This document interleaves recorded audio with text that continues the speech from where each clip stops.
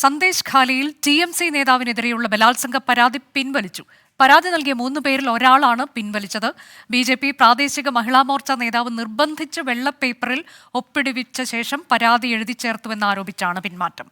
നിതിൻ അംബുജൻ വിവരങ്ങളുമായി. നിതിൻ, BJP സംബന്ധിച്ചത് വലിയ തിരിച്ചടിയല്ലേ? ഒരു തൊഴിൽ പദ്ധതിയുമായി ബന്ധപ്പെട്ട കൂലി കിട്ടിയിട്ടില്ല എന്നുള്ളതായിരുന്നു തൻ്റെ പരാതി.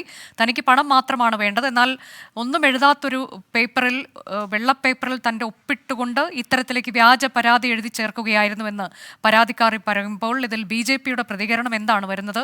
TMC എന്താണ് പ്രതികരിക്കുന്നത്?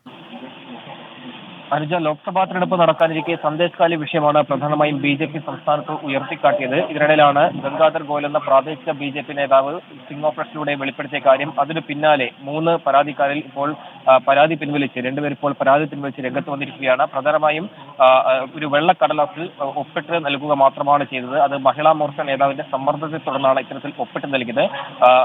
പ്രധാനമന്ത്രി ആവാസ് യോജന പദ്ധതി വഴി അതിൽ ഉൾപ്പെടുത്താം എന്ന് പറഞ്ഞുകൊണ്ടാണ് ഇത്തരത്തിൽ വെള്ളക്കടലാസിൽ ഒപ്പിട്ടത്. പക്ഷേ പിന്നീടാണ് ഇതിൽ ഇങ്ങനൊരു പരാതി എഴുതി ചേർത്ത് വരുത്താൻ അറിയുന്നത്. അതുകൊണ്ട് തന്നെ ഇപ്പോൾ സന്ദേശ് ഖാലി പോലീസിൽ പരാതി നൽകിയിട്ടുണ്ട്.